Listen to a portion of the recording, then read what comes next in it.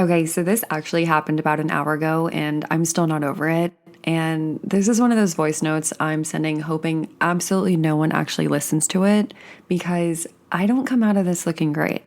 So I'm driving at PCH. I have one knee on the wheel. I'm blasting my summer playlist. I'm feeling genuinely emotional about how lucky I am to live 5 minutes from the ocean now. Now I'm turning right onto Topanga so I can see my brother's kids for the day. Total main character moment. And then I make the turn off PCH, and right there in the middle of the road is a motorcycle, completely shattered, and a guy who just very clearly went down. He's up now, he's walking, there's a Tesla pulled over that I assume was involved, and then there's me. Just me. No ambulance, no cops, nobody else already stopped, just a line of cars starting to pile up behind me while I creep along at 5 miles per hour trying to figure out what a person is supposed to do here. And then he looks right at me, or maybe at the Tesla, honestly, I still don't really even know, and he throws 2 big thumbs up into the air. Like, I am supposed to know what that means. And you know what I did with that information? I floored it into the canyon. Now, I want to be very clear about this because I do not think that was the correct call. I spent the entire drive to my brother's house completely spiraling, replaying every moment that just happened, thinking about what kind of person sees a thumbs up from a man who just went down on a motorcycle and takes that as her cue to floor it. I didn't stop. I didn't call 911. I don't even have water to hand him because my car currently contains 4 days of iced coffee cups, a dog car seat, and what I can only describe as an active laundry situation in the trunk. And here's what I keep sitting with though. Somewhere in that same 60 seconds, this man might have just had the actual worst day of his life. And I was 3 feet away thinking about my brother's kids and my playlist and whether I should reveal that I'm running late or just show up.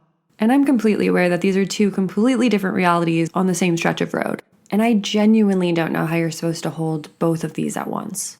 Do you just go back to normal, I guess? Because that's kind of what I did. But it felt wrong the entire drive, and now I have to live with that. And it stayed wrong. Long enough that by the time I pulled into my brother's driveway, I'd landed somewhere I didn't expect. I started thinking about why I was even on that road in the first place, and that's what brings me here.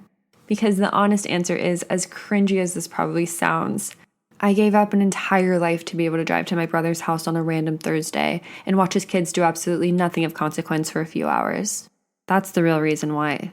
And I know that's not a headline or a major milestone, but I really just wanted to be close enough to show up for my family on a weekday, which sounds like nothing until you've actually lived a version of your life where showing up on a weekday wasn't physically possible. Now, quick context, in case I haven't totally spelled this out already, but I was a TV producer for a decade. Freelance, reality television, the kind where you disappear for a few months at a time and go off onto set somewhere and then come back a completely different person. So when I say I gave up a life, I didn't mean that metaphorically.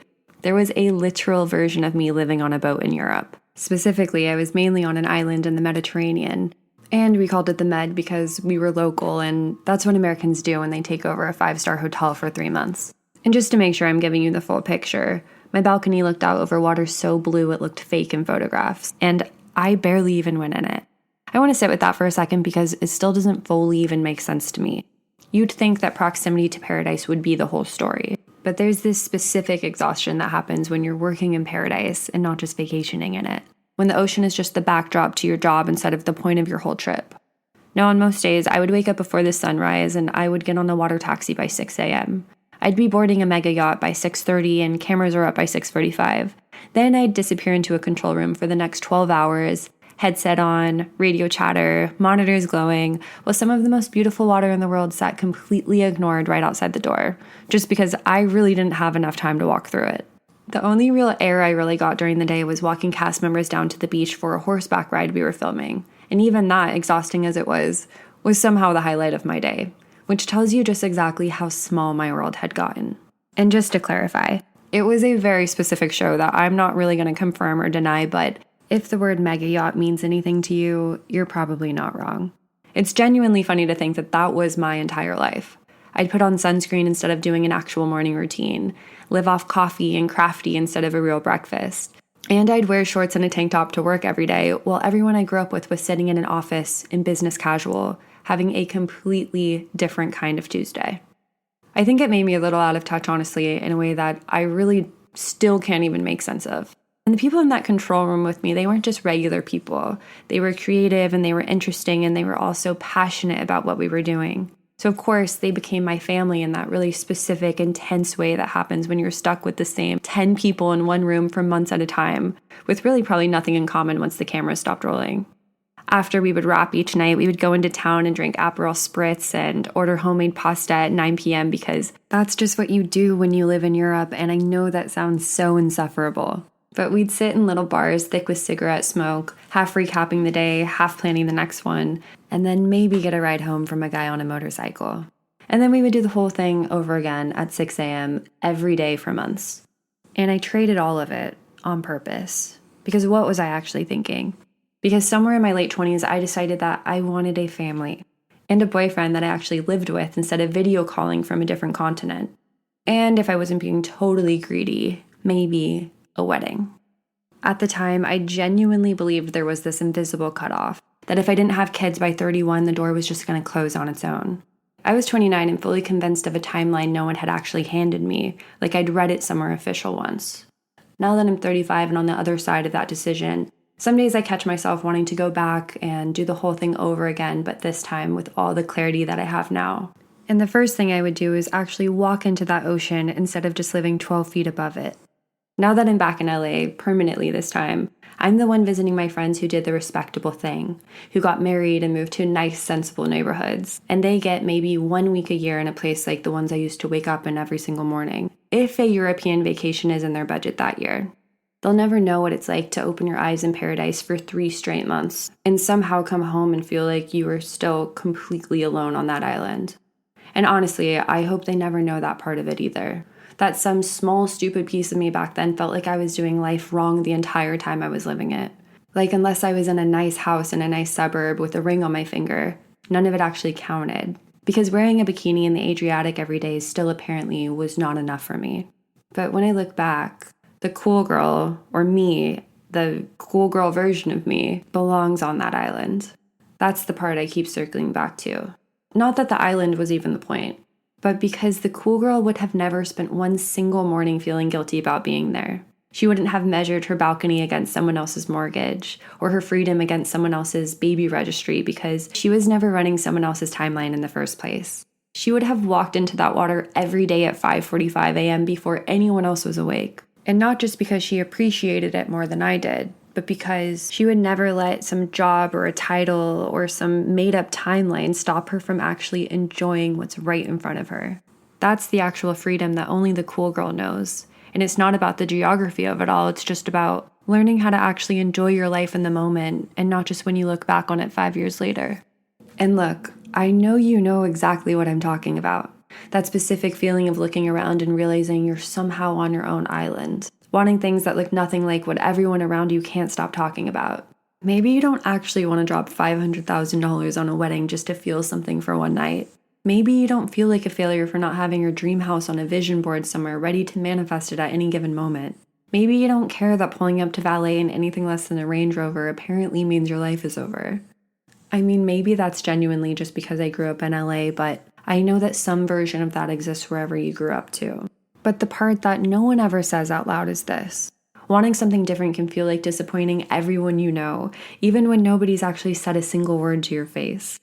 I think we all pictured this actualizing in this one specific moment where you're going to call your parents one day and say, "Brad proposed," and they actually gasp, and they start cheering, and somehow your friends materialize out of nowhere holding streamers like it's a parade you didn't even know was happening. That's the moment we were all handed as the finish line. Nobody ever handed us a version where the streamers come out for something else, like moving across the country alone, or not ruining your entire life by saying yes to the wrong guy, or building something on your own that nobody in your family fully understands yet. So we just carry it quietly, the wanting something different part, like it's something to apologize for instead of just, a completely valid way to live your own life. And the part that I just can't stop thinking about is that while I was replaying the whole motorcycle thing, I found myself picturing what the cool girl would have done in that same 60 seconds today. And I'm not talking about the version of me who panicked and floored it out of there. The other one. The one who pulls over, calm, unbothered, and somehow already knows exactly where the hazard lights are. She'd already have the guy laughing about his own crash within 30 seconds. She'd already know whether to call 911 or just help him find his shoe. She handles it the way she handles everything, like she's done it 100 times before, like nothing could ever rattle her. Then she gets back in the car and she drives off without needing a 10-minute voice note to process it, because the whole thing wouldn't have even felt like a whole thing to her. I think that's what I actually miss when I think about that past version of me. It was never really about the island or the vintage boyfriends or the DJ booths. It was that she moved through actual chaos, like real chaos, and it never even fazed her. She certainly wasn't overanalyzing every motorcycle and mega yacht and dwelling over cut-off timelines that don't even exist, because she never once needed someone else's life to make sense of her own. Meanwhile, I'm out here needing 5 full minutes just to process a guy giving me a thumbs up on the side of the road. So now I'm sitting here asking myself the real question. Was I the worst person on that road today? Or was I actually doing the guy a favor by clearing the lane for someone who actually knows what to do? And let's not all start shouting out our answer on that one. What I do know is that I would like to be a little more cool girl and a little less me next time something like this happens. Apparently there is still some work to do here, even 5 years into building my entire personality around being unbothered. What I do know for certain is that I probably need a first aid kit in my car. I potentially need some water bottles instead of 11 empty cups. And I possibly need a rebrand around being the type of person who can handle a crisis instead of being the one who narrates it into a voice note and drives away. But anyway, that's all for now. I'll call you tomorrow. Love you. Bye.